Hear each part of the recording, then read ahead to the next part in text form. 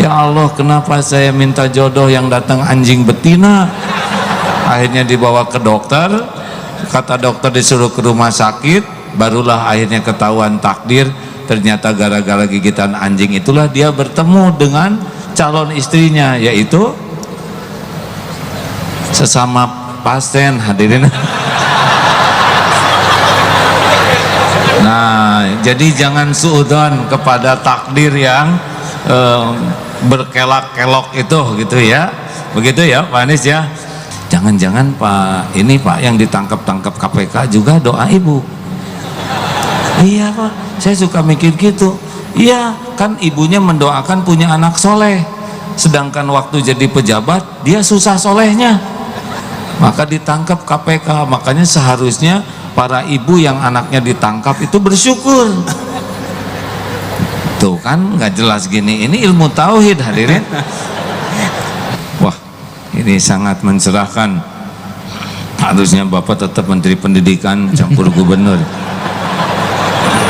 Nah, seperti menutup Alexis ya, saya ingat demo itu demi demo sudah dari dulu. Bahkan ada yang demo pingsan karena terlalu keras berteriak, dia kekurangan oksigen. Alexis tetap jumeneng, dia yang teler ya. Nah, kita punya standar yang Allah sukai, makanya dia ngomong jelek, kita ngomong baik aja. Dia melotot, kedip, dia nyebut monyet, hei monyet kamu, bukan manusia. Sembuh tuh penyakit. Saya juga udah nyobain Pak Anies dihina, udah tahu kan zaman saya dibully dulu. Ini saya tidak ngungkit-ngungkit masa lalu hadirin, tapi apa salah saya coba Pak Anies ya nggak? Sah menurut agama, sah menurut negara, 7 tahun dibully itu Pak. Masya Allah, alhamdulillah. Pinter nggak ada gunanya, gelar tinggi nggak ada gunanya kalau dia zolim, karena menempatkan sesuatu tidak pada tempatnya namanya zolim. Merokok, maaf ya Pak, menurut saya itu ke paru-paru zolim, ke paru-paru orang zolim. Merokok yang baik itu dikunyah, mungkin asal nggak ada asapnya. Kalaupun mau pakai merokok, dibungkus kepalanya pakai kantong semen, jadi utuh bagi dirimu seorang. Bagaimana Pak menurut?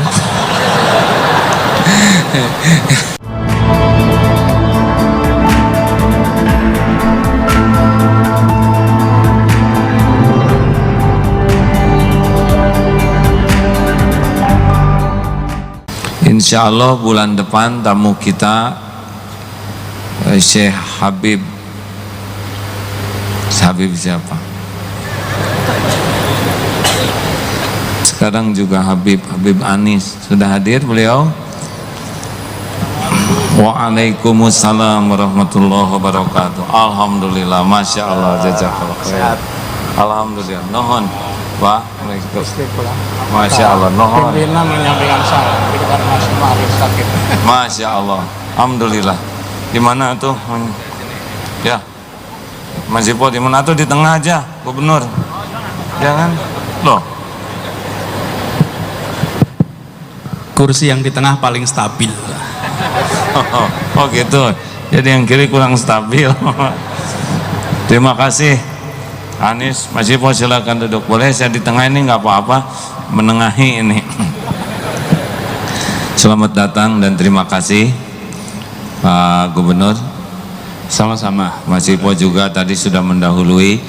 Kita perkenalkan dulu, ini majelis taklim dimulai tahun 99. Tahun 1999 waktu presidennya Mbak Mega ya.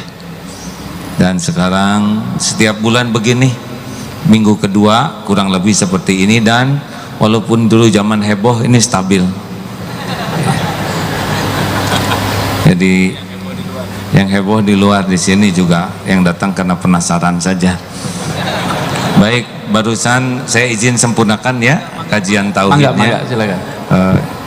Kajian tauhidnya barusan tentang hadis Sahih Muslim, betapa orang yang belajar ilmu dan mengajarkan kalau niatnya salah tidak mendapat apa-apa. Dan yang terakhir, siapa yang ketika dihisab adalah orang yang senang sedekah. Dia tidak pernah ada kesempatan sedekah, selalu sedekah, tapi ketika di akhirat tidak berhasil menjadi ahli sorga. Penyebabnya adalah dia lebih menikmati sebutan orang sebagai dermawan daripada kedudukan di sisi Allah. Dari ketiga orang ini, kesimpulannya adalah waspada dengan orang yang suka sekali mencari kedudukan di hati makhluk sampai melupakan kedudukan di sisi Allah Subhanahu wa taala. Mau berjuang sampai mati sekalipun ternyata tidak diterima karena tujuannya mencari kedudukan di sisi makhluk. Nah, silahkan diperiksa status pik di medsos masing-masing, potretnya yang kapan ya. Kalau usia sudah segini, pasang potret yang 10 tahun yang lalu. Nah, kita mencari kedudukan, ingin kelihatan awet muda.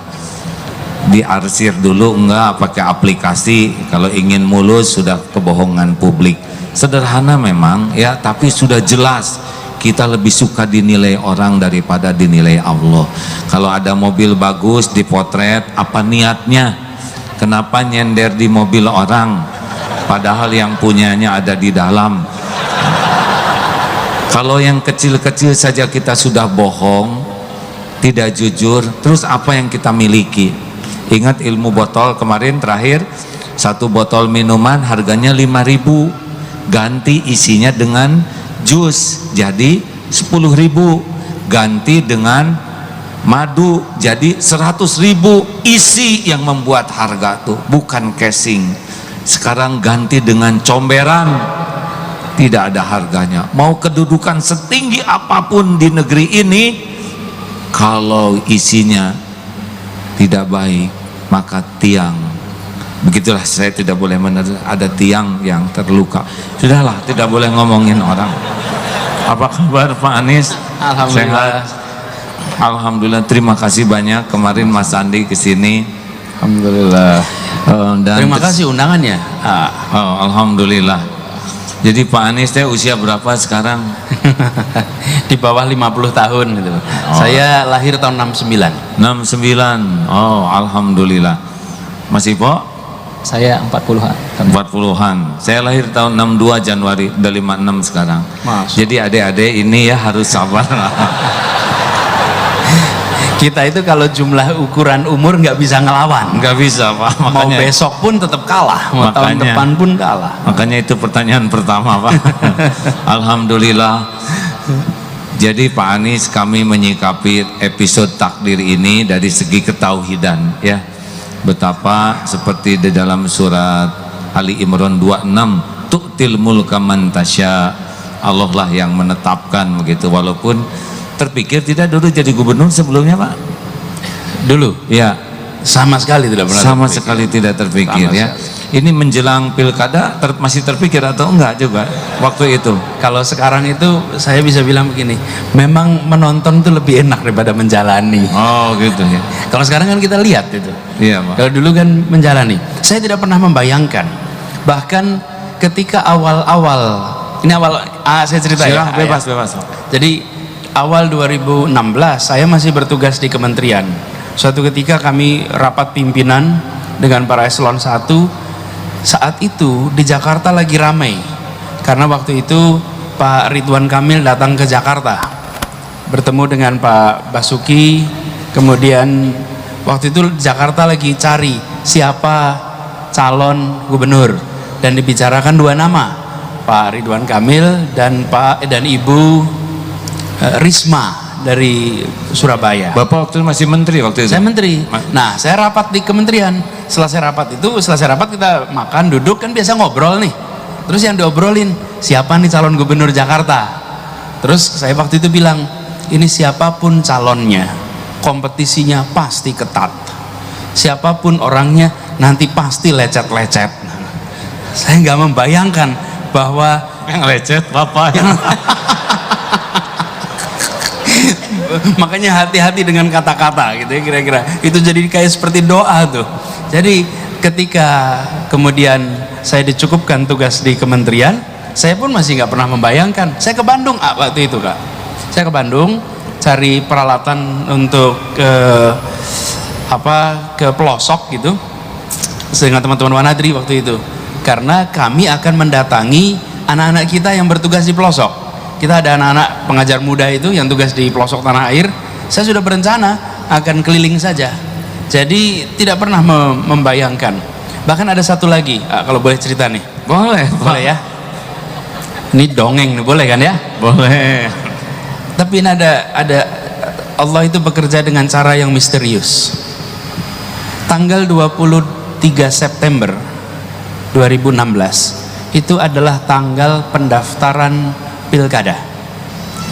Tanggal 20 September saya dijadwalkan, tanggal 23 itu, tanggal yang sama, saya dijadwalkan berada di New York untuk bicara mengenai dialog global tentang pendidikan. Kebetulan saya dapat tugas keynote di sana.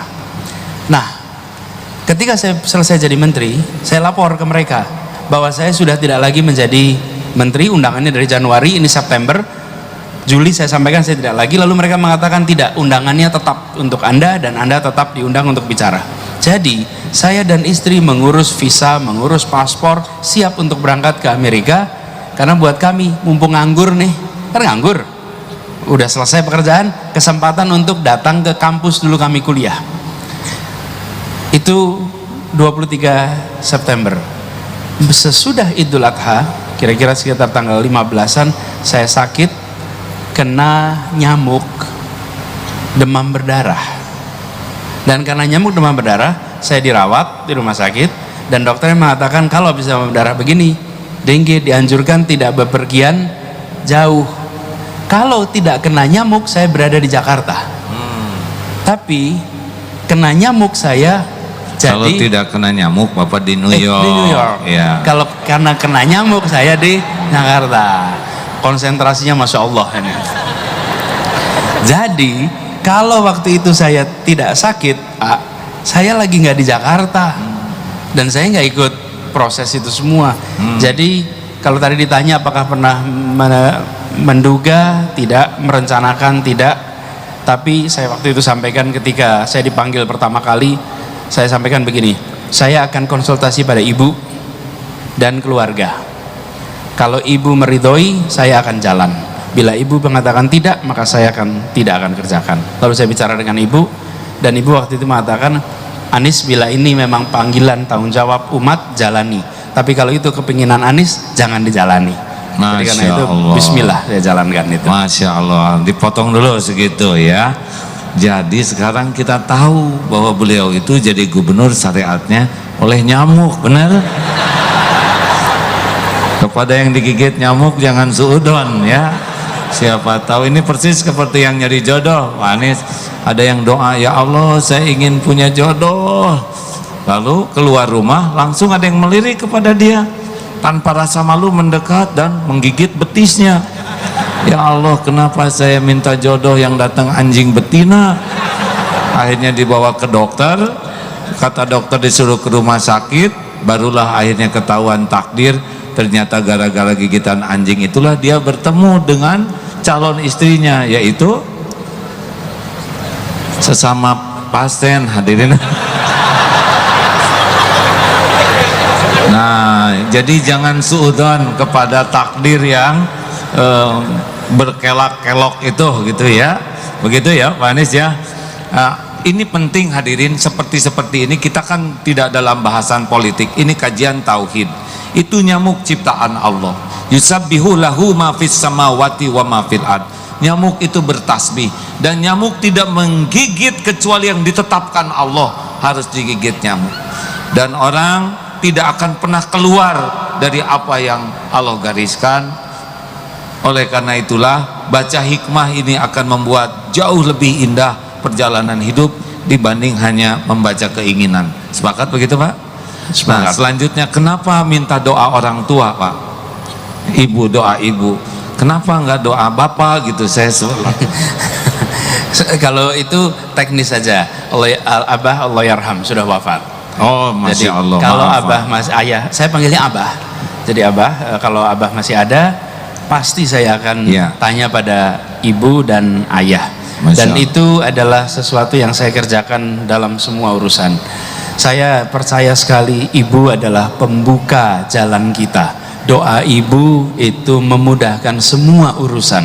Masya Dan menurut saya kunci yang sering terlewatkan dari apa yang kita jalani selama ini adalah bagaimana kita menempatkan ibu kita. Rasulullah menyebut 3 kali ketika ditanya.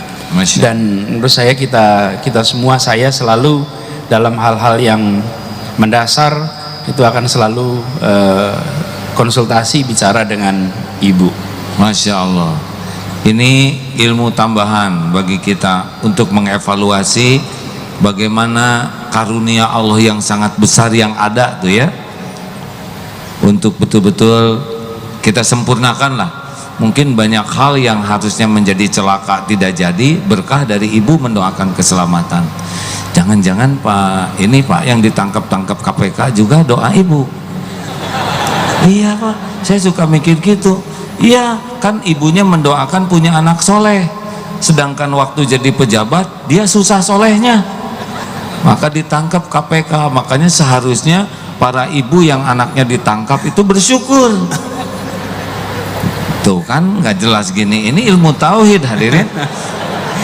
Nah, selanjutnya Tapi pernah ini ngobrol soal korupsi. ya, Saya beberapa waktu yang lalu, udah lama ini kira-kira 2013 mungkin. Waktu itu 2013 ada peringatan Hari Ibu. Kita kan biasanya kalau peringatan Hari Ibu ngucapin selamat pada ibu. Saya waktu itu menganjurkan agar ibu-ibu mengirimkan pesan bagi anaknya. Jadi bukan ibu kita mengucapkan mengucapkan selamat pada ibu, tapi bilang begini, ibu-ibu bilang ini hari ibu nih, kalian ingat ibumu yang melahirkanmu, ibumu yang mengandungmu, dan katakan rahim ibumu bukan tempat bibit calon koruptor, rahim ibumu bukan tempat lewatnya koruptor, dan ibumu tidak melahirkan calon koruptor. Karena itu nak, jangan kau korupsi. Wah, karena itu Masya memalukan ibu. Allah, Masya Allah. Jadi di hari ibu ingatkan orang bahwa ketika tadi bilang ada orang diproses begini, kita itu kan sebenarnya yang paling berat merasakan tuh ibunya kalau ibunya masih ada. Dan ibunya akan bilang rahim ibuku tempat dia dulu tumbuh besar. Dan saya selalu garis bawahi, kalau ibu yang mengatakan nak jangan kau korupsi, insya Allah semua pejabatnya akan getar. Kalau yang mengingatkan itu kita ini lain, tapi kalau ibunya yang bilang, karena itu saya bilang tulis saja ibu. Kalau ibu bisa SMS, tulis SMS. Kalau enggak, tulis surat, bilang nak jangan kau korupsi, karena rahim ibumu bukan tempat lewatnya calon koruptor. Itu Masya Allah, Masya Allah. Wah, ini sangat mencerahkan. Harusnya Bapak tetap Menteri Pendidikan campur gubernur. Tapi ini perkataan hikmah yang besar hadirin, karena pasti seorang ibu malu luar biasa ketika anaknya mendapatkan aib, benar, yang mungkin dirasakannya beda dengan kita. Ibu-ibu, ini inspirasi besar bagi para ibu untuk mengingatkan rahim ini bukan untuk melahirkan orang yang jahat, bukan untuk melahirkan orang yang merugikan orang lain. Terus saja ingatkan Bu, karena anak tidak akan pernah lupa bahwa dia dilahirkan oleh ibunya. Masya Allah. Terima kasih Pak, ini benar-benar bekal bagi kita nih. insya Allah. Baik, bagaimana rasanya jadi seorang gubernur Pak dengan menteri, bedanya apa Pak? Kan menteri dengan gubernur secara duniawi mah Iya. lebih rendah. Jadi- duniawi mah ya. Gini, ini kalau gubernur itu, gubernur Jakarta ya, gubernur Jakarta itu kalau menteri pendidikan atau menteri siapapun yang diurus se-Indonesia, tapi satu bidang, tapi se-Indonesia. Jadi kalau ditanya bidang pendidikan dari Aceh sampai Papua itu urusannya. Kalau gubernur yang diurus satu wilayah tapi semua bidang, semua bidang, dari mulai gorong-gorong, tadi pagi kita bersih-bersih gorong-gorong, sampai urusan yang sangat-sangat elit sekali semuanya. Tapi yang terasa sekali begini, sesudah jadi gubernur saya tidak pernah ke airport, jarang sekali ke airport. perginya merunda, Kebayoran Lama, Cilincing, Ciputat. Kenapa? Ya memang urusannya Jakarta. Sampai saya itu datang ke airport tahun lalu, kaget lihat Terminal 3 itu. Saking tidak lihat perubahan di tempat itu, saking jarangnya ke airport. Karena Jadi, itu daerah Banten Pak, bukan Jakarta, bukan wilayah Pak. iya, mau ke Halim juga begitu. Kita urusannya nggak ada yang keluar kota, semua urusannya di Jakarta. Tapi yang menariknya, yang saya merasa bersyukur di Jakarta dengan tugas sebagai gubernur, lebih banyak berinteraksi dengan warga, lebih banyak ketemu dengan masyarakat. Kalau di kementerian itu berada di tataran pembuat kebijakan, soal kurikulum, soal jadwal sekolah, soal kebijakan-kebijakan semuanya. Tapi kalau gubernur bicaranya pelaksanaan, implementasi. Dan karena itu juga, ini yang saya baru rasakan juga, kalau kementerian sibuknya Senin sampai Jumat, kalau gubernur sibuknya Senin sampai Jumat, lalu itu Jumat pertama, lalu Jumat kedua, Jumat ketiga, lalu Senin lagi, Pak. Jadi nggak ada Sabtu Minggu. Nggak ada ya. Justru kegiatan warga adanya hari Sabtu dan Minggu, karena warga liburnya hari Sabtu dan Minggu. Jadi majelis-majelis, acara-acara, dari mulai bersih-bersih kampung sampai imunisasi, semuanya dilakukannya hari Sabtu dan Minggu. Jadi dari sisi kesibukan beda, tapi satu hal yang saya rasakan sama, bahwa dua-duanya itu memberikan kesempatan untuk kita membuat makna pada lingkungannya. Dan mudah-mudahan kita bisa mendekati sebaik-baiknya manusia adalah yang memberikan makna yang faedah yang besar untuk lingkungannya. Mudah-mudahan. Masya Allah, khairun nas anfa'uhum linnas. Baik Pak, menjadi seorang pemimpin tidak akan pernah memuaskan setiap orang. Pasti ada yang kurang puas, ada yang tidak puas. Sesempurna apapun yang dilakukan, pasti ada yang tetap komplain.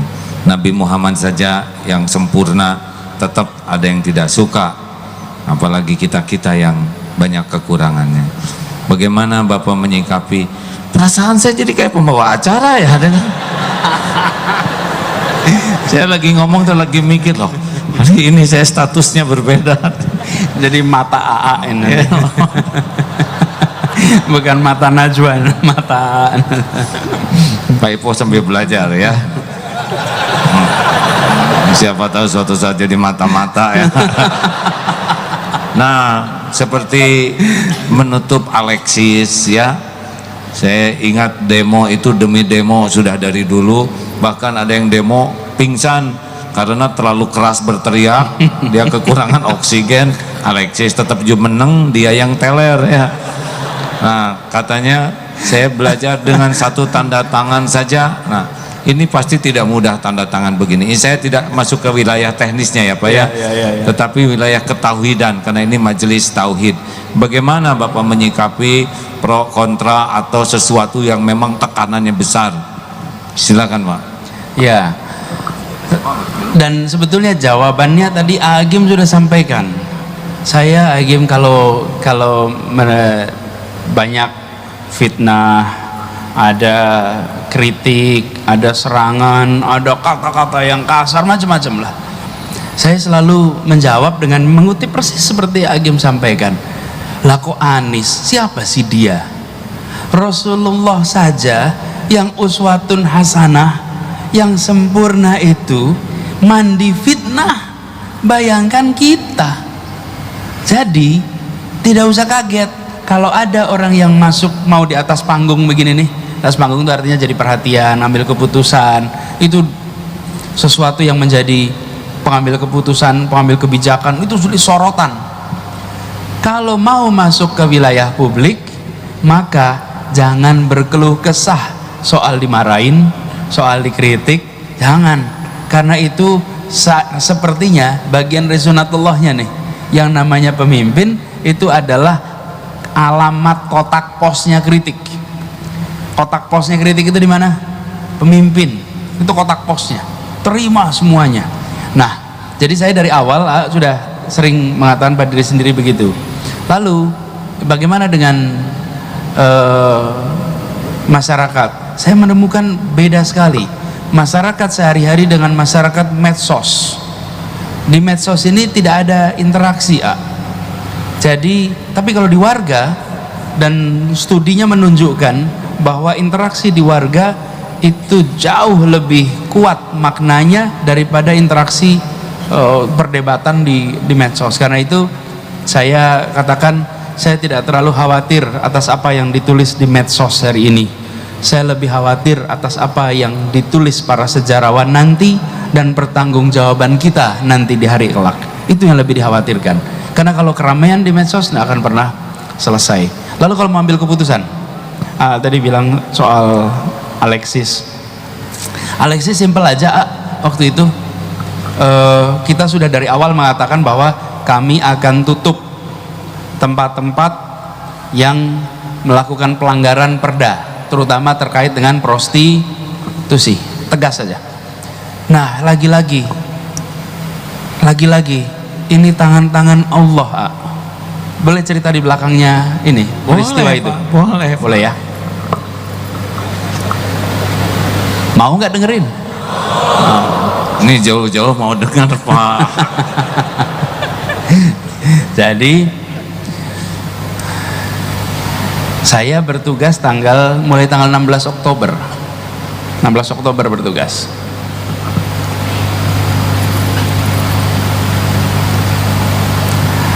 Lalu ada tempat hiburan ini yang izinnya habis bulan Agustus, tapi belum diperpanjang.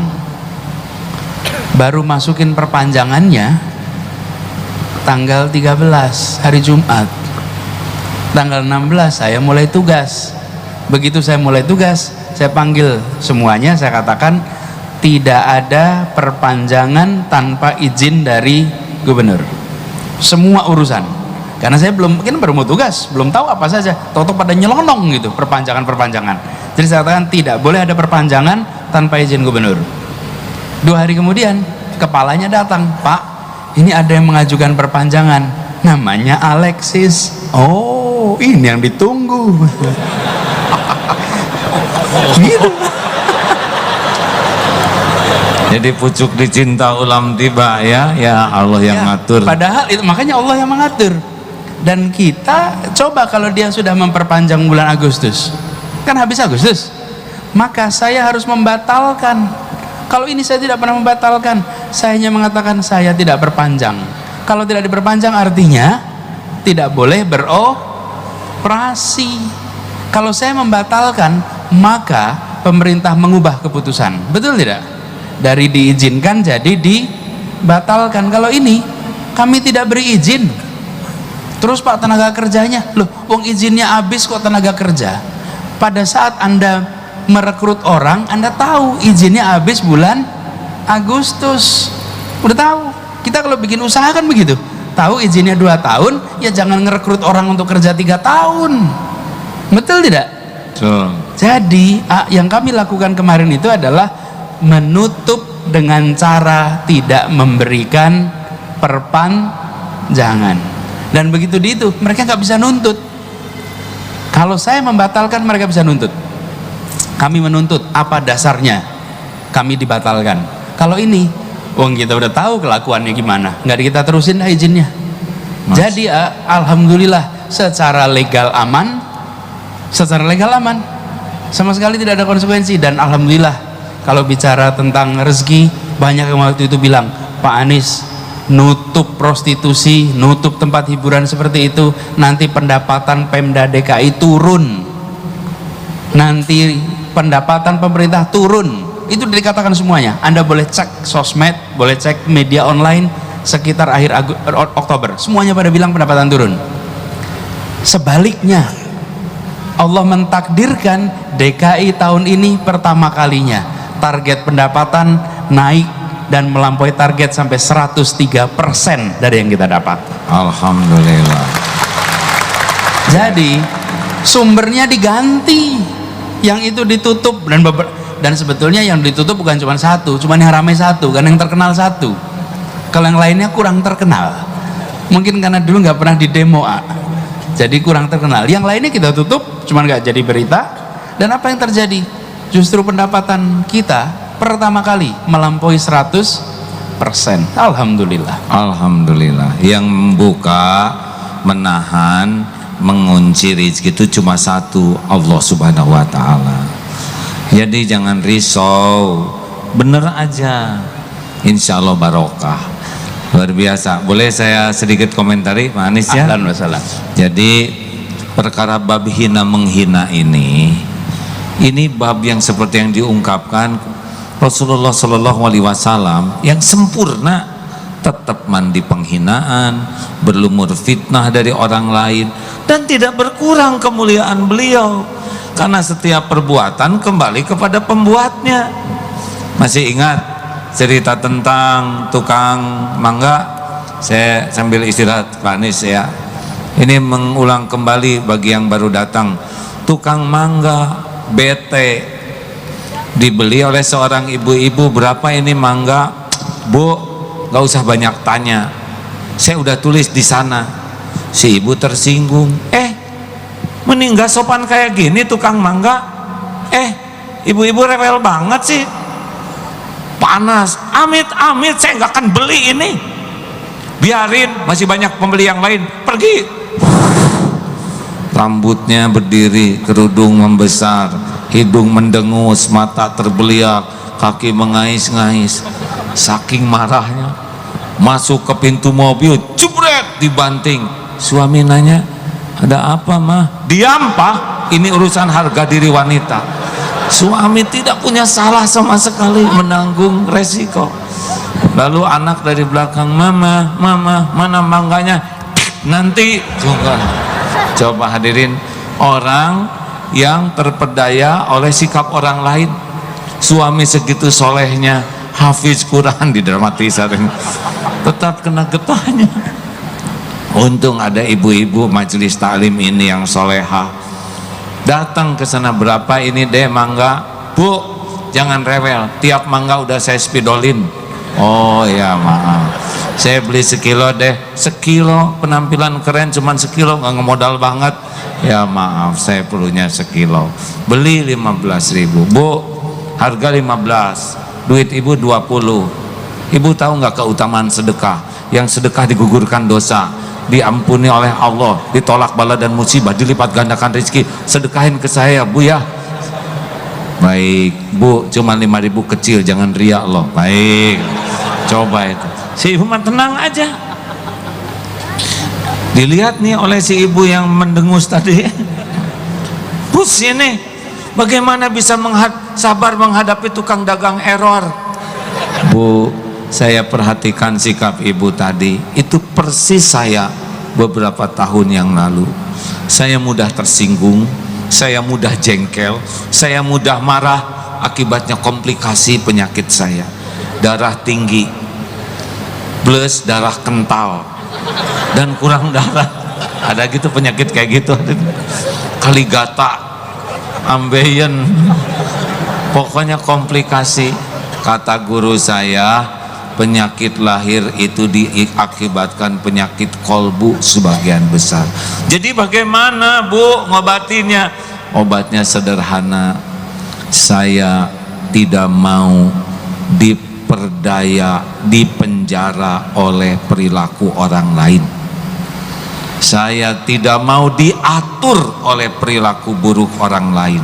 Saya hanya mau diatur oleh apa yang Allah sukai, itu saja. Dia melotot, biarin, itu mata dia. Kita juga punya mata sendiri, kedip, normal. Dia ngomong jelek, itu pilihan dia. Kenapa saya harus ikut ngomong jelek? Kalau dia ngomong jelek, kita ngomong jelek. Dia melotot, kita melotot. Dia menghina, kita menghina. Mau ngapain sekolah tinggi-tinggi kalau bisanya cuma niru keburukan orang? Mau ngapain ikut majelis taklim kalau kerjanya hanya ngeladenin kebusukan orang? Kita punya standar yang Allah sukai.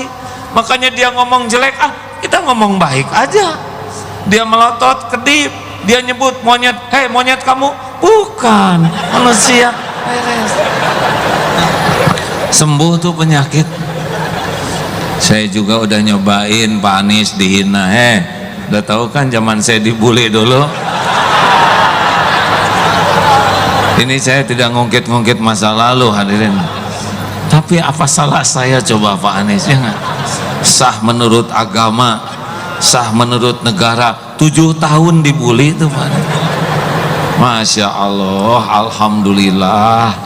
Tanpa dibully mungkin saya masih belum bisa mengenal Allah dengan baik. Justru dibully itulah yang membuat kita bisa menyadari bahwa penghinaan orang kepada kita jauh lebih sederhana dibanding kehinaan kita yang sesungguhnya.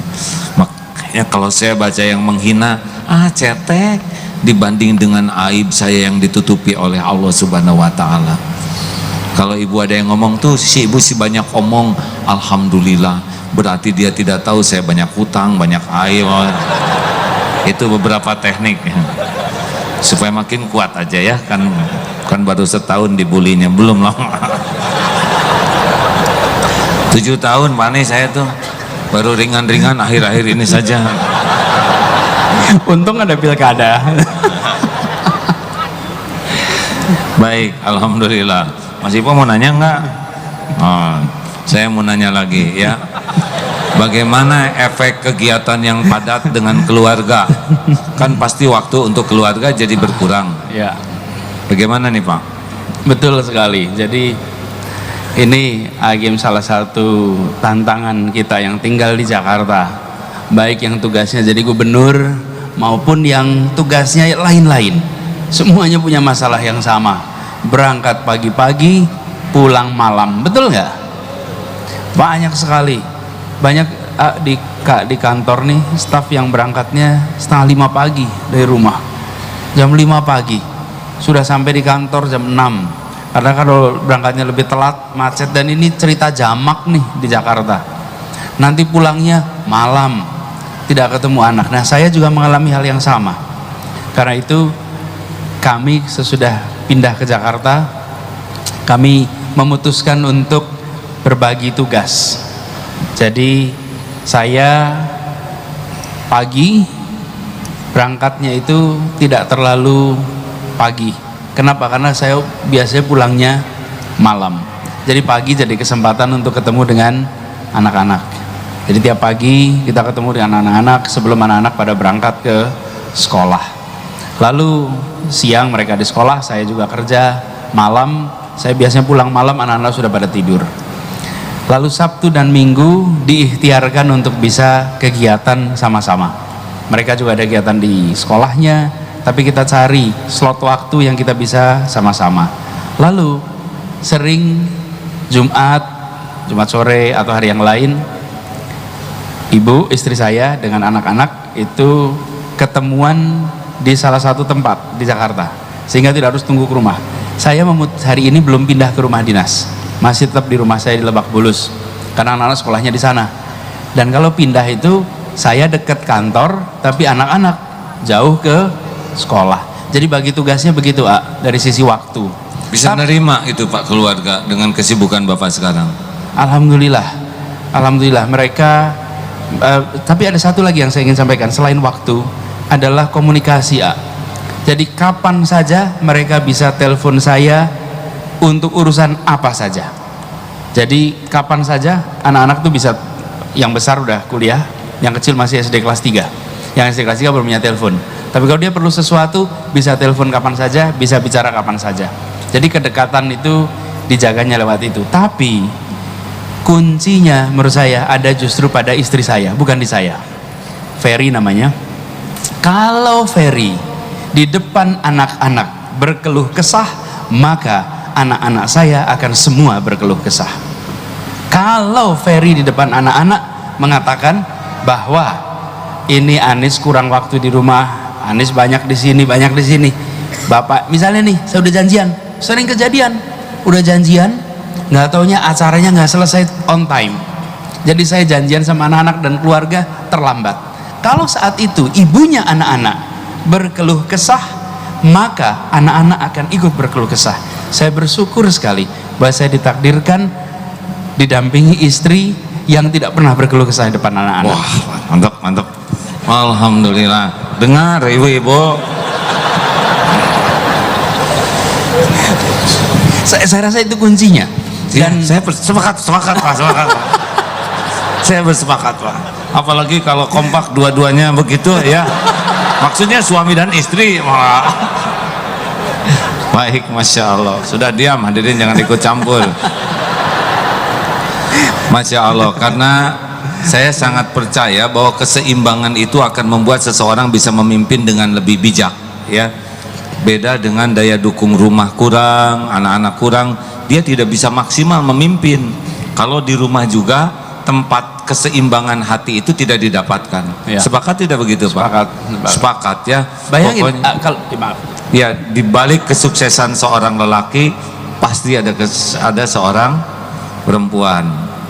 Ada beberapa orang ya, ibunya, bisa istrinya, bisa anaknya, tapi pasti itu menjadi bagian dari keseimbangan kemampuan mental seseorang. Sepakat ya Pak ya? Sepakat. Saya mendengar ini menjadi sangat yakin dengan itu, sebagaimana yang saya rasakan.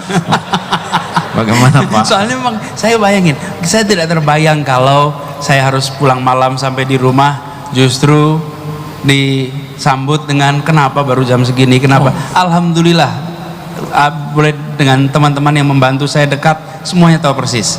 Tapi juga penting bagi saya untuk mengatakan apa adanya.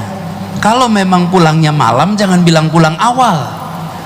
Jadi katakan memang malam, dan apa yang saya kerjakan diketahui sepenuhnya oleh istri, oleh keluarga. Jadi tidak ada, insya Allah nggak ada yang aneh-aneh kemudian. Jadi dengan begitu kepercayaan itu, kesaling percayaan itu terjaga, dan mudah-mudahan ini terus. Kami baru usia masih bawah AA, masih belajar A, masih belajar, jadi belum tuntas ini. Mudah-mudahan didekatkan dengan ikhlas dan dimudahkan untuk jadi orang tua yang baik untuk anak-anaknya. Amin, amin ya rabbal alamin. Allah maha mendengar Pak. Insya Allah. Hal yang kita garis bawahi ya, komunikasi itu jadi dekat dengan 3 kuncinya. 1, aman. Jadi kalau komunikasi tidak aman, dikit-dikit dipotong, dikit-dikit dimarah, dikit-dikit disalahkan, nggak ada komunikasi. Jadi kalau ingin dekat dengan anak, jangan suka motong, jangan telepon hanya buat nyuruh sholat, pasti nggak diangkat teleponnya. Ya, pasti nyuruh lagi nih. Pokoknya harus aman, aman. Yang kedua, suportif, harus bersifat membangun. Bagaimana kita dengar istri beliau yang membangun terus, itu membuat nyaman kita tuh berdialog. Setiap orang pasti bisa bikin salah, benar? Ada seorang anak yang tidak mau masuk ke rumah, bukan anak saya cerita ini ya. Kenapa nggak mau masuk? Rupanya nilainya jelek. Tenang, nah nilai berapapun yang penting bisa jadi lebih baik. Berapa nilainya coba? 4 Pak. 4? Alhamdulillah, Bapak dulu 3 nah. Langsung ceria si anak. Gara-gara 3 Bapak belajar, Bapak jadi bintang kelas. Kamu ciri-ciri mau jadi bintang kelas, tuh jadi akrab, benar? Coba 4 belet di mana macet tuh. Makanya harus suportif, membangun. Dan yang ketiga, seperti yang dikatakan beliau, terbuka. Yang bisa bikin potensi masalah itu adalah enggak terbuka. Kita harus mau terbuka kepada orang yang memang menjadi bagian dari hidup kita, jadi nggak ada kecurigaan. Tuh jelas, Bu, Ibu, apakah Ibu mau punya suami yang jujur? Yang jelas mau? Tuh dengerin Pak ya, apakah Ibu siap kalau suami Ibu mengatakan yang sejujurnya? Sok salah wae, udah Pak terusin aja Pak. Ibu mah dibelain jadi nggak jelas gini. Tapi memang Pak Anies harus siap ya dengan beberapa sifat wanita. Bapak mungkin belum begitu paham, tapi saya agak paham. Coba, ini pelajaran yang lama. Bu, Ibu yang baik, kalau Ibu dikejar anjing mau bagaimana? Lari ya Pak ya. Kalau Ibu dan anjing lari, cepetan mana? Nah begitulah, kadang-kadang bicara dulu ya, baru berpikir. Udah mikir bingung dia, udah bingung terus ketawa sendiri, tapi tidak minta maaf. Itu biasa dirinya. Tenang aja Bu ya. Baik Pak Anies, semoga diistiqomahkan keluarga ini. Mas Ipo belajar terus, menyimak, masih muda, tenang ya. Pak Anies, ini berkaitan dengan cita-cita Bapak. Jakarta tuh mau diseperti apakan dengan Pak Sandi Uno tuh? Ke arah mana dibawanya Jakarta ini? Ya, jadi Jakarta ini kota tempat begitu banyak sejarah Republik ini ditorehkan di sini. Ketika kita memandangkan kemerdekaan itu di Jakarta. Dan kenapa kita merdeka? Disebutkan 4: bisa melindungi semua, bisa mencerdaskan, bisa mensejahterakan, betul ya, dan menjadi bagian dari dunia. Itu karena itu kalau saya ditanya apa yang ingin tercapai di Jakarta, saya ingin yang dijanjikan kemerdekaan terbayar lunas di ibu kota ini, terbayar lunas di ibu kota ini. Karena kenyataannya hari ini Agim, 3 juta penduduk Jakarta penghasilannya di bawah 1 juta rupiah. 3 juta penduduk Jakarta di bawah 1 juta rupiah. Padahal penduduk kita 10 juta. Kita biasanya kalau ngomong Jakarta yang dibicarakan kemacetan. Yang dibicarakan kemacetan itu penting kalau Anda sudah kerja. Kalau Anda menganggur, nggak ada soal kemacetan itu. Anda di rumah, nggak ada soal kemacetan. Jadi kemiskinan yang ada di Jakarta itulah prioritas utama kita untuk diselesaikan. Dan yang miskin siapa? Yang miskin kita ini, umat ini. 2 km, 3 km dari kita di sini, lewat Jalan Nabi Buruk, sebelah kirinya Jakarta Barat. Di sana kemiskinan ekstrim. Jalan ke utara kemiskinan ekstrim. Jadi Agim, kalau boleh saya sampaikan, nomor 1, kita ingin membereskan ketimpangan di Jakarta. Disinilah mau lihat yang paling ekstrim miskinnya di Jakarta, mau lihat yang paling ekstrim kayanya juga di Jakarta. Ketimpangan ini luar biasa. Jadi arahnya Jakarta mana? Arahnya bereskan kemiskinan. Kalau kemiskinan tidak bisa dibereskan, jangan harap kota ini akan bisa menjadi contoh bagi Indonesia ataupun ke dunia. Nggak bisa, karena PR dalam kotanya saja tidak selesai. Ini saya terus terang lihatnya ini sesudah kampanye. Sebelum itu saya juga nggak sadar. Saya tahu kemiskinan karena kami mengelola program mengirimkan guru-guru ke pelosok. Saya sudah ke pelosok ke tanah air. Tapi ketika saya datang ke sini, ke kampung-kampung di Jakarta, yang saya temukan adalah kemiskinan yang jauh lebih berat daripada kemiskinan yang saya temukan di pelosok. Di kampung, miskin dalam udara yang bersih, miskin dalam lahan yang luas, miskin dengan sumber daya yang tersedia. Itu tadi mangga, makanan, semuanya ada, ikan, miskin bersama keluarga besar. Tapi sampai di Jakarta, miskin dalam ruang yang amat sempit, 3 kali 4 dipakai 5 orang, 6 orang, padatnya luar biasa, kumuh, kotor, tanpa pekerjaan yang jelas. Jadi kalau boleh saya ceritakan panjang nanti. Jadi kemiskinan. Yang kedua adalah pendidikan. Di Jakarta ini, masa sih Jakarta Utara itu yang lulus SMA cuma 52%. 48% anak kita tidak pernah lulus SMA. Ini ibu kota, tempat yang dari kita ini, dari Masjid Istiqlal ini hanya beberapa kilometer. Jakarta Utara itu separuh. Kalau nggak lulus SMA itu daftar office boy aja nggak bisa. Ini ibu kota. Jadi yang nomor 2 adalah pendidikan. Kita kalah sama beberapa kabupaten di Papua jumlah persentase yang lulus. Pendidikan bukan hanya lulusnya, tapi insya Allah kualitasnya. Dan kalau kita bicara akhlak, akhlak itu dapat lewat apa? Pendidikan. Bagaimana bisa membangun kota bagus jika warganya tidak terdidik? Karena itu pendidikan kunci. Yang ketiga adalah lapangan pekerjaan. Orang datang ke Jakarta untuk mencari pekerjaan. Lapangan pekerjaan di sini harus dibuka, dikasih kesempatan. Jakarta harus setara. Kemarin kami buat keputusan bahwa Jalan Sudirman dan Tamrin harus terbuka untuk sepeda motor. Kita putuskan, wih ramai Kak dikritik. Kenapa kami mengizinkan sepeda motor? Ini bukan sok simpati mau cari hati, bukan. Kami lihat data.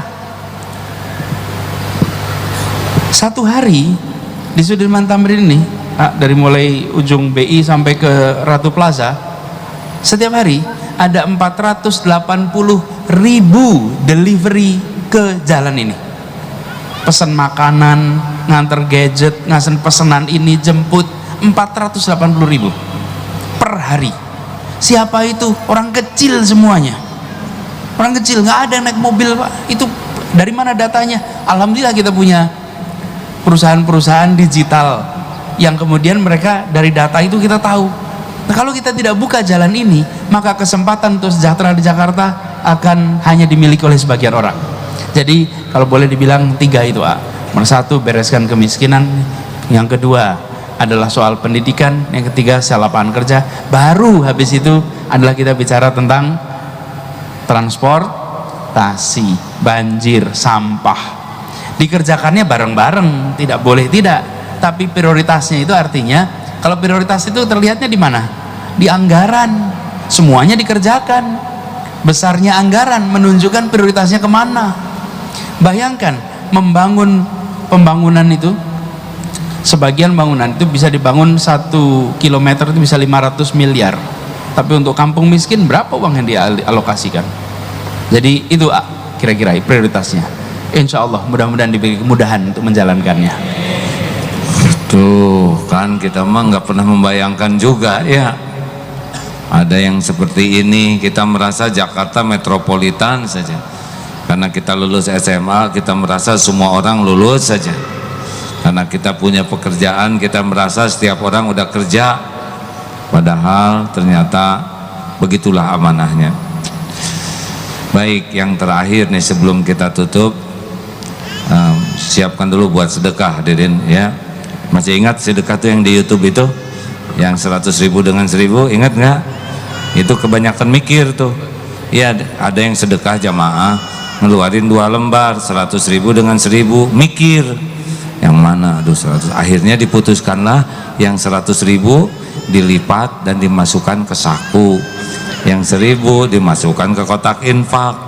Tahu-tahu ada kakek-kakek dari belakang ngasih uang 100.000. Kaget, saya aja cuma 1.000, kakek nggak kelihatan keren, sedekahnya 100.000. Luar biasa sih kakek. Masukin lagi ke kotak infak, ditepuk lagi dari yang belakang, itu jatuh dari saku. Nah gitulah. Hati-hati yang pelit-pelit ya, ini hanya peringatan saja ya. Kalau saudara sedekahnya pelit, coba tes keimanan mah gampang, dari ini aja. Kalau punya uang 120.000, mana yang dimasukin ke sini? Jujur dulu, ini jujur dulu. 20 tambah rezekinya jadi 125.000. Berapa yang ke sini? 5.000. Jadi 127.000 berapa? 2.000 lagi, Pak. Baik, Pak Anies, apa yang Pak Anies harapkan dari jamaah ini? Tadi sudah jelas cita-cita, sekarang apa yang bisa kami lakukan nih? Yang pernah milih kan waktu itu? Benar? 2 atau 3? Silakan, apa yang diharapkan ya. Keterlibatan apa nih dari masyarakat Jakarta ini? Ya, terima kasih ya Hakim. Kami berharap bahwa saudara-saudara semua yang di sini ikut merasa sebagai warga Jakarta. Kalau merasa warga Jakarta itu merasa memiliki. Kalau ini contoh nih, kita lewat parkiran di depan rumah nih, ada beberapa motor kotor. Kira-kira kalau kita mau bersihkan, bersihin semua motor atau motor kita sendiri? Motor kita sendiri, karena kita merasa memiliki motor. Kota ini banyak sekali penghuninya yang tidak merasa memiliki kotanya, sehingga buang sampah di mana saja. Ada masalah diam, Contoh nih, contoh masalah anak-anak main pinggir jalan. Kalau itu ada kita, oh ditegur, jangan kau main di pinggir jalan, bisa kena tabrak nanti, betul tidak? Tapi kalau ada anak orang lain ditegur tidak? Karena itu saya sebentar, maaf ya, terima kasih. Karena itu saya mengajak pada kita semua, mari jadi merasa warga Jakarta. Dan hari-hari ini saya usul bersihkan lingkungan. Saudara-saudara semua, ajak warga membersihkan lingkungan. Membersihkan lingkungan itu bersihkan sampah. Jangan biarkan sampah ada di mana-mana. Saudara-saudara semua, Agim, Jakarta ini setiap hari terkumpul sampah. Mau tahu jumlahnya berapa? Sampah di kota Jakarta per hari 7.000 ton. 7.000 ton. 7.000 ton sampah per hari. Berapa truk itu, Pak? Waduh. Udah ribuan truk gitu setiap hari. Kenapa? Karena kita umumnya membuang sampah di mana saja, kapan saja. Jadi anjuran saya nomor 1 soal sampah, tolong bantu bersihkan. Yang kedua, kalau ada kegiatan di kampung, ikutlah. Dari mulai majelis taklim, maulud, pertemuan RW, pertemuan RT, saudara-saudara semua yang di sini jangan pasif, apalagi yang muda-muda, ikut terlibat. Kenapa ini penting? Karena yang senyatanya membangun masyarakat itu adalah masyarakat sendiri. Pemerintah itu menyiapkan infrastrukturnya, jalanannya, paritnya, airnya, tapi sosial masyarakatnya ya masyarakatnya sendiri. Karena itu semua jamaah di sini saya harap kalau boleh mereka itu jadi motor-motor penggerak di kampungnya masing-masing. Karena itu yang kemudian bisa membawa perubahan di masyarakat di Jakarta. Bagian kami tanggung jawab untuk menyiapkannya, menyiapkan infrastrukturnya. Tapi saya meminta pada saudara-saudara semua di sini, tunjukkan ketika kami yang menang, kita semua menang, maka kita bukan hanya mengandalkan pemerintah berbuat, tapi kita semua ikut berbuat dan bertindak. Itu aja. Masya Allah. Boleh saya sedikit cerita pengalaman di pesantren, Pak? Kecil sekali pesantren Darut Tauhid. Mangga. Jadi kalau kita ingin merubah sesuatu, rumusnya 3M. Ingin Jakarta berubah nih, ingin Indonesia berubah, maka 3M. Yang pertama, mulai dari diri sendiri. Ulangi. Mimnya kurang panjang. Mulai dari diri sendiri. Ulangi. Yang kedua, mulai dari hal yang kecil. Dan yang ketiga, mulai saat ini. Ulangi coba Pak Gubernur. Mulai dari diri sendiri. Dua, mulai dari hal yang kecil. Dan tiga, mulai dari saat ini. Sebab kalau kita hanya menuntut orang lain berubah, tidak ada yang berubah. Kita yang harus, tapi banyak yang harus dirubah. Kalau tumpukan bata sangat banyak, lihat bata terdekat, ambil dan pindahkan. Karena hanya melihat tumpukan bata tidak ada yang pindah. Nah, kami mencoba begitu Pak di pesantren. Saya ingin sekali sendal di masjid itu rapi, daripada saya nyuruh tiap santri masuk masjid rapiin sendalnya, lama-lama takut kualat, makanya sendal dirapiin kiai. Jadi ingin toilet bersih, tiap tungguin bawa sikat, gosek, nanti yang masuk disikat. Makanya kalau ingin merubah apapun, ubahlah diri kita sendiri. Beda rasanya kalau kita mengubah diri sendiri, asa ada nikmat tersendiri daripada hanya menuntut orang lain yang berubah. Dan jangan yang gede-gede, kalau nggak bisa yang kecil tapi dilakukan. Dan jangan nanti, karena nanti belum tentu ada. Untuk sampah kami juga ada rumus Pak, namanya TSP. Ulangi, tahan dari buang sampah sembarangan. Ada sampah, tahan, nggak boleh dilempar. Yang kedua, simpan sampah pada tempatnya, jangan dibuang, nggak masuk nanti dia nambah kerjaan. Simpan. Kalau buang sampah kan begitu, kalau simpan insya Allah tepat. Dan sampah tuh tidak boleh diperlakukan hina, karena dia juga bisa manfaat kalau dikelola dengan baik. Simpan. P-nya, pungut sampah adalah sedekah. Kira-kira nambah nggak sampah Pak? Enggak. Di pesantren kami bersih, rumusnya ini, tiap yang punya sampah tahan. Kalau nggak menemukan tempat sampah, saku. Nanti ketemu tempat sampah baru dimasukkan. Tiap lihat sampah, sedekah, ambil. Makin banyak sampah yang diambil, makin sedekah. Sampah tidak nambah, yang ada malah habis. Tamu berdatangan dari sana sini, dikasih rumus, tamu silahkan datang, bawa kembali sampahnya ke tempat asal, gitu. Jadi nggak nambah. Jadi tiap bis itu diharapkan punya keranjang sampah, dimasukkan, bawa lagi ke tanah air mereka. Bagaimana menurut Pak Gubernur? Keren itu. Iya, betul sekali.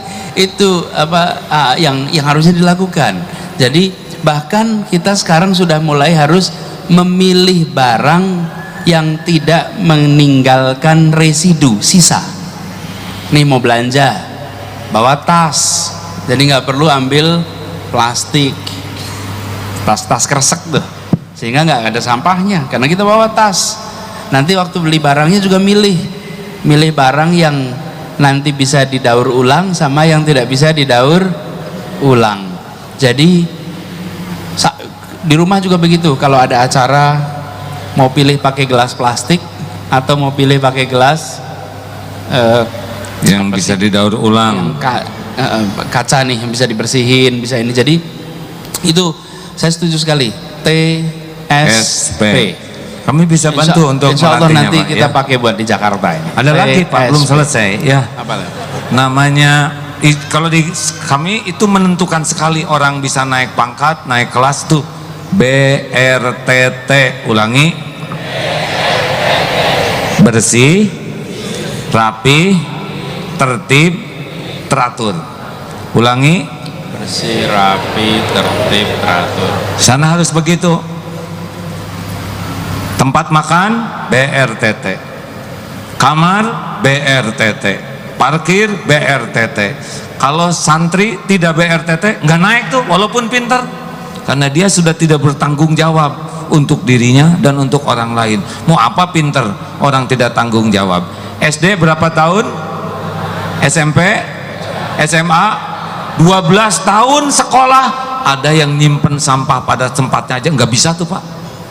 Belajar apa 12 tahun, kuliah 5 tahun, parkir motor aja nggak bisa pada tempatnya. Belajar apa? Pinter nggak ada gunanya, gelar tinggi nggak ada gunanya kalau dia zolim, karena menempatkan sesuatu tidak pada tempatnya namanya zolim. Merokok, maaf ya Pak, menurut saya itu ke paru-paru zolim, ke paru-paru orang zolim. Merokok yang baik itu dikunyah, mungkin asal nggak ada asapnya. Kalaupun mau pakai merokok, dibungkus kepalanya pakai kantong semen, jadi utuh bagi dirimu seorang. Bagaimana Pak menurut? BRTT ini penting Pak, budaya BRTT. Ya bagus tuh, jadi TSP ke BRTT nantinya bersih, ya BRTT bersih, rapi, tertib, teratur. Karena kalau sudah begini nyaman Pak, nyaman ya. Dan ini yang disampaikan ini mendasar, karena yang namanya budaya itu sebenarnya kata lainnya kebiasaan.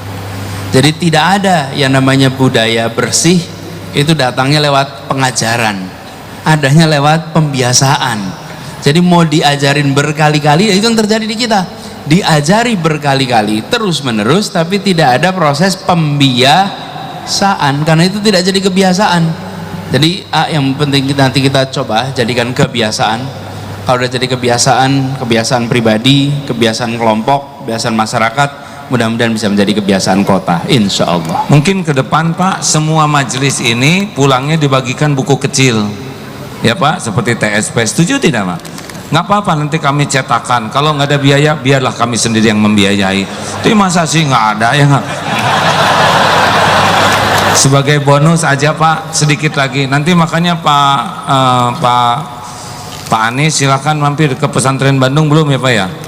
Nah nanti sebagai gongnya adalah karakternya itu bebas komiba. Nah, ada lagi nih rumus: berantakan, rapikan; basah, keringkan; kotor, bersihkan; miring, luruskan; bahaya, amankan. Bebas komiba. Oh ya, jadi standar, lihat keset miring, cek, luruskan. Ke toilet ada peninggalan orang yang berkesan, bersihkan. Nggak usah nanya, nggak akan ada yang ngaku, benar? Lihat ini miring, apa tuh, hiasan dinding miring, luruskan. Karena pernah ada seorang penceramah pakai kopiah hitam begitu Pak, semangat, saudara-saudara menceng ke sini, padahal ceramahnya sedih, tapi tetap orang ketawa karena miring, hadirin. Dan setiap bahaya, lihat ada duri, ambil, ada puntung rokok, ambil. Kalau itu sudah menjadi karakter kita, bebas komiba, kita bisa beramal banyak sekali dalam hidup ini. Aneh tapi nyata, hasilnya lingkungan kita menjadi BRTT, bersih, rapi, tertib, teratur. Dengan kata lain, kami siap bekerja sama Pak dengan Pak Gubernur, karena tidak hanya cuman milih, kita pun harus tanggung jawab untuk bisa melaksanakan apa yang kita cita-citakan bersama. Mungkin ada pesan-pesan terakhir sebelum Terima Bapak kasih. meninggalkan dunia yang acara yang fana ini Pak. Maksudnya apa ini Kak? Ya. Gini, saya terima kasih sekali. Saya ingin sampaikan sebagai pribadi dan sebagai gubernur bahwa telah secara rutin datang ke Jakarta dan ikut mewarnai suasana, ikut menumbuhkan akhlak warga Jakarta. Atas nama pemerintah provinsi saya menyampaikan terima kasih. Terus yang kedua, saya ingin sampaikan juga apresiasi kepada semuanya yang selama ini sudah terlibat di kegiatan warga. Saya ingin mengajak lebih intensif, dan saya berharap Bapak Ibu semua di sini yang disampaikan oleh Agim itu, ini saya dengarkan, saya sering mendengar rekamannya, sering, bahkan dulu alhamdulillah waktu haji kita sebelahan tenda nih, satu maktab kita ketika di Mina di sana. Ini harus bisa menjadi refleksi bagi kita semua. Untuk apa? Kekuatan dari, kalau boleh saya komentar sedikit, kemampuan ini adalah merefleksikan apa yang dijalaninya. Tidak semua kita menjalani hal yang sama, tapi tidak semua kita mau merefleksikan atas apa yang kita jalani. Kalau kita merefleksikan apa yang kita jalani, muncul apa? Hikmah. Kalau muncul hikmah, jadinya pengalaman. Ada orang menjalani hal yang sama-sama jadi supir, sama-sama nyupir 2 tahun, tapi yang satu setiap waktu refleksi atas apa yang dikerjakan. Dalam waktu 2 tahun, dia nilai pengalamannya seakan-akan 5 tahun dibandingkan dengan yang hanya menjalani sebagai supir. Dalam menjalani kehidupan merefleksikan, dan ditambah lagi refleksinya ini dengan prismanya apa? Prisma tauhid. Jadi sudut pandangnya adalah sudut pandang tauhid, karena itu setiap kali melihat fenomena justru bisa mendekatkan kita kepada Allah.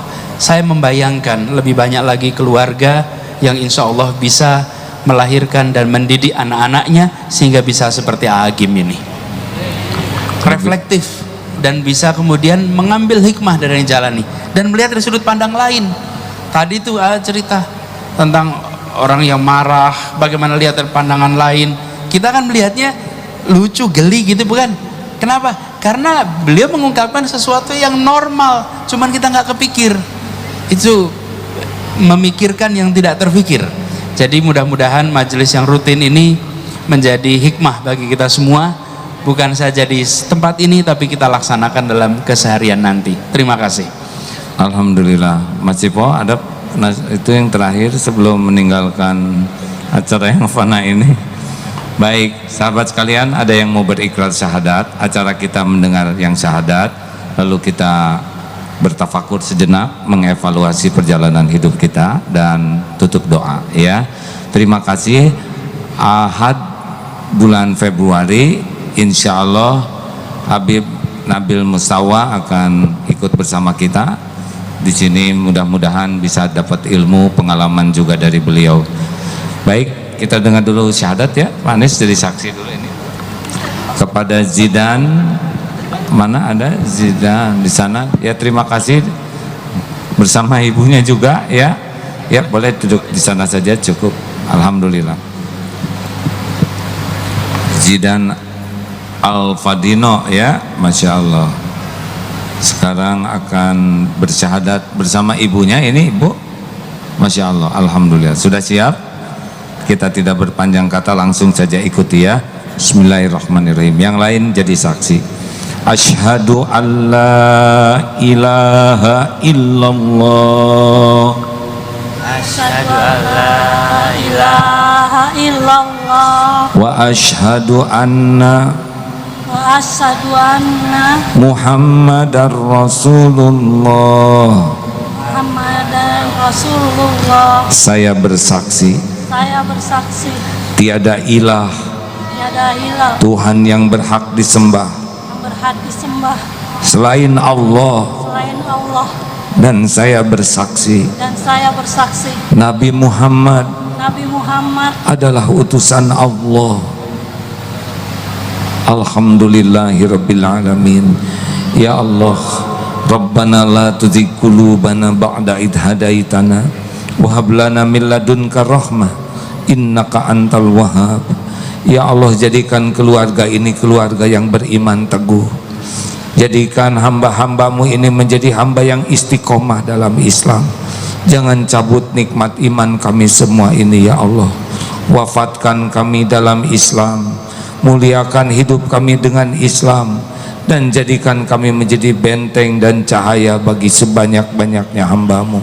Taqabbal minna ya Karim, innaka antas samiul alim, wa tub alaina innaka antat tawwabur rahim.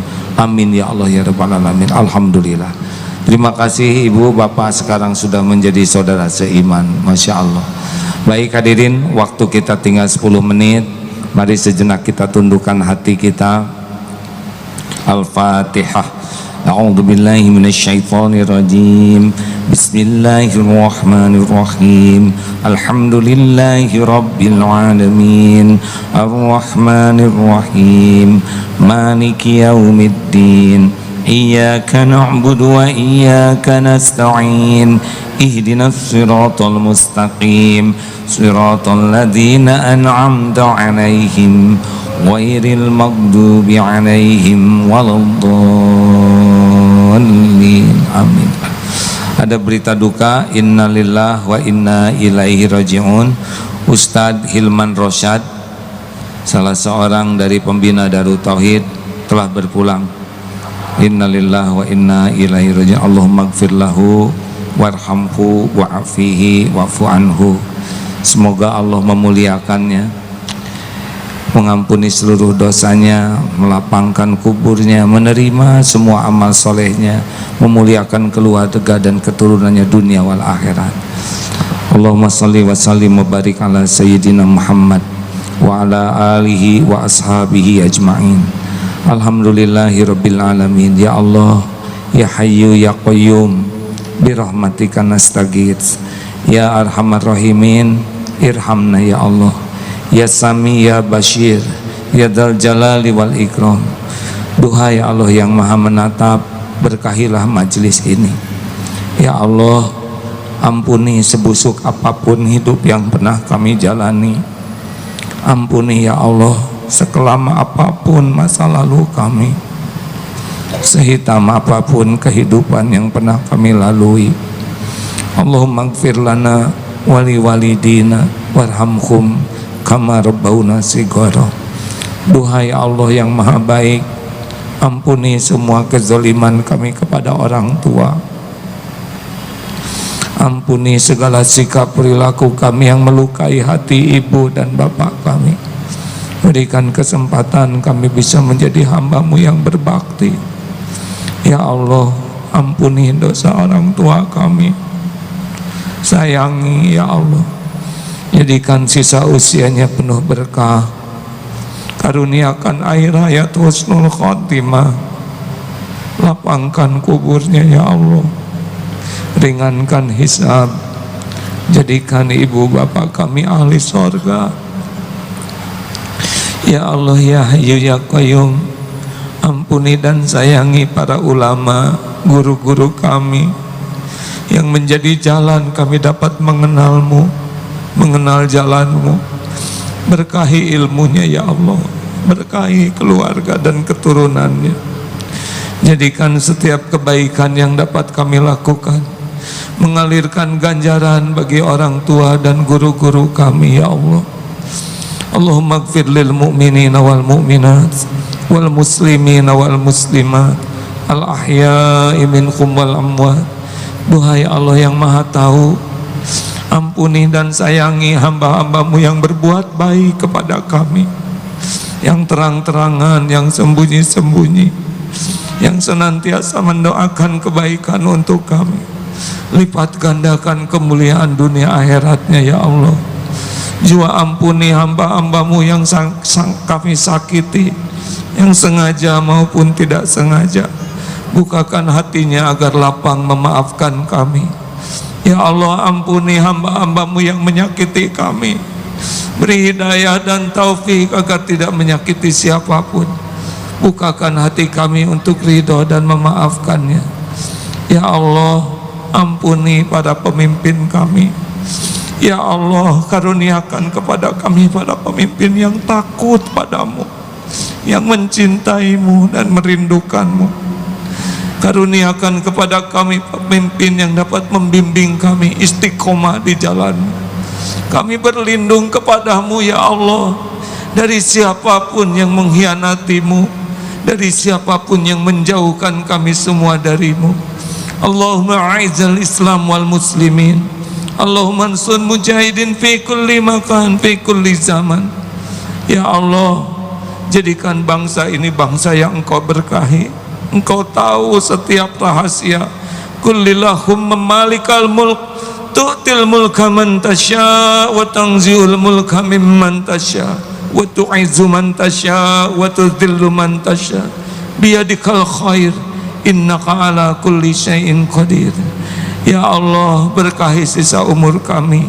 Allahumma inna nas'aluka salamatan fid din, wa afiatan fil jasad, wa barakatan fil rizq, wa ziyadatan fil ilm. Allahumma inna nas'aluka imanan kamilan, wa yaqinan sadiqan, wa qalban khashian. Allahumma inna nas'aluka taubatan nasuha, wa taubatan qoblal maut, wa rahmatan indal maut, wa maghfiratan ba'dal maut. Allahumma hawwin alaina fi sakaratil maut, Allahumma hawwin alaina fi sakaratil maut.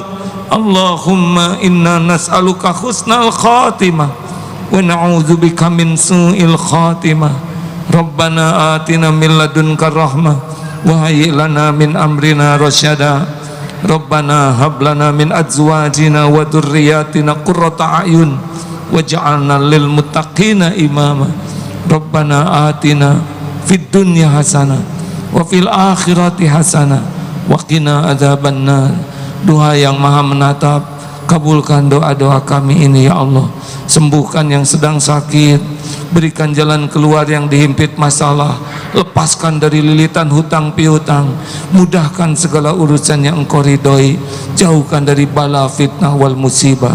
Subhana rabbika rabbil izzati amma yasifun, wassalamun alal mursalin, walhamdulillahi rabbil alamin. Alhamdulillah. Terima kasih seluruh jamaah sekalian. Sampai jumpa minggu kedua, ahad kedua di bulan Februari. semoga ada umur kita bertemu kembali.